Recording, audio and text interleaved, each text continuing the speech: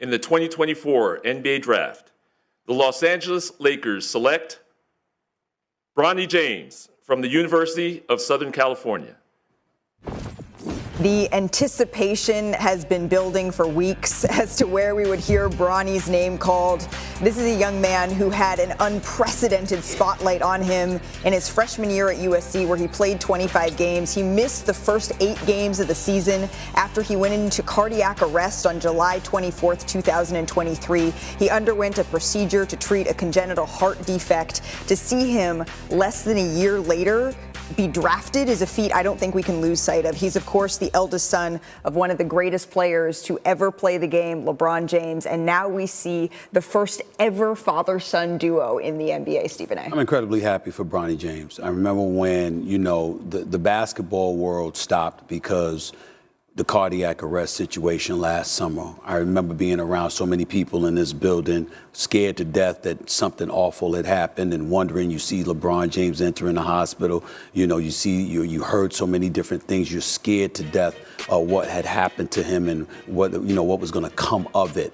And to see him here just a year later, being drafted by the Los Angeles Lakers, health intact and what have you, you can't be happier for him. And when people want to judge his freshman season at USC and the lack of production that you might normally see, you have to take into consideration what those previous 5 months were, not just a physical comeback from an episode.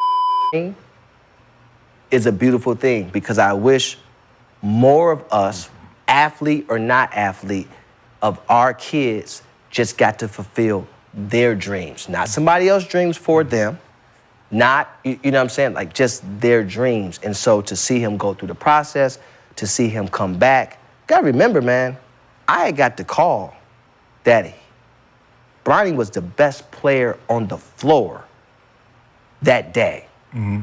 I'm on a plane flying back from Atlanta. 5 minutes later, I get another call that the accident had happened. Mm-hmm. Now I got to get on the plane and fly 4 hours across country to get back home. It's my nephew. Mm-hmm. You get what I'm saying? Forget all the other stuff. Imagine that. And then for me to see him in his hospital bed a day or two later, watching film. Mm-hmm. Don't tell me about no kid. I don't care what platform you got and you want to critique. You can't tell me about this kid. Mm-hmm. You get what I'm saying? And so, whatever team takes him, I don't care who it is, right? They know what they have an understanding, and what the focus is: development, investment, all that. People don't understand what the two-way is, and I'm not knocking two-ways, but B.J. Boston went 51, he signed a multi-year deal. Chris Livingston went 58, he signed a multi-year deal. Taylor Horton-Tucker went 46, he signed a multi-year deal. That's not about Bronny. Mm-hmm. That's about the way I do business, right? And so, but, man, just for him to be able to fulfill his dream, I sat with him in my office and I said to him, Bronny, what's important to you? You know what he said to me? Man, Rich, I just want to hear my name called. He didn't say I want to go number 1, number 15, number 30. He said, I just want to hear my name called. That is perspective, right? So I root for that. Whether his name was Bronny James or Jesse James, I root for that in all these young men, because again, in life, all you want is a starting point. What's good, YouTube? I'm back again with another video. And I just gotta, by the title, you're gonna see what this video is gonna be called. You're gonna see what this motherfucking video is gonna be called. Bronny James to the NBA. Bronny James. And yeah, in the previous clips, you're gonna see people talk about Bronny. Some may have, I've seen a lot of negative clips on this, and I don't want to add the negative clips on this, because especially if the negativity don't make sense. First off, I want to say, Congratulations to Bronny James and LeBron James for being the first son and father duo in the NBA. Secondly, I want to thank them again because they're black. Thirdly, what I don't like is that people in the world don't want to see this happen, don't want to see this true. Maybe Bronny James didn't put up the numbers he was supposed to in college. Bronny James, he had the cardiac arrest. Bronny James, he got on live about smoking weed. But let me tell you this, Bronny James is going to be the best player in the motherfucking NBA. Because by that clip you're going to see, or just seen, when Bronny James' heart collapsed, or he had the incident on the court at USC, went to the hospital, dude was recovering, watching film. Yeah, he might not put up the best points and stuff like that, but that don't mean nothing. That means how hard are you gonna work to overcome? How hard are you gonna work? How much work you gonna put in? We got a lot of right now warriors that want it right now. But Bronny is willing to put in that work. Bronny is willing to show the world that it's just not about his dad, and he don't have this hype from his dad. Like, I feel like Bronny is going to be one of the greatest players in this league. Yeah, his first year he might go to the G League. I don't think he'll go to the G League. I think just off the fact of your dad already being in the NBA, first off, you got the critics.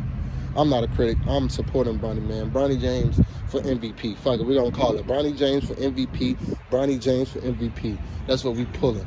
But first you got his father, which is the king. And a fun fact about the king, I used to really dislike LeBron. And it wasn't no personal reason. Like, he's a great person. Don't get me wrong, he's a great person on and off the court. But every time he beat my Bulls when we had Derrick Rose, it was just so heartbreaking. I want to cry thinking about that. But that was a long time ago, and I got another video coming out on my Bulls, and I'm not even gonna talk about my Bulls in this video. This is strictly about Bronny James, but Bronny James and LeBron. But I really didn't like LeBron when he used to just demolish my Bulls. Like, I remember one dunk, it was in the playoffs, and it was on a fast break, and he jumped over John Lucas just like a Superman. And ever since then, I say from that one play, that's when I really like, oh man, I can't hate on this man. I gotta like this man. This man is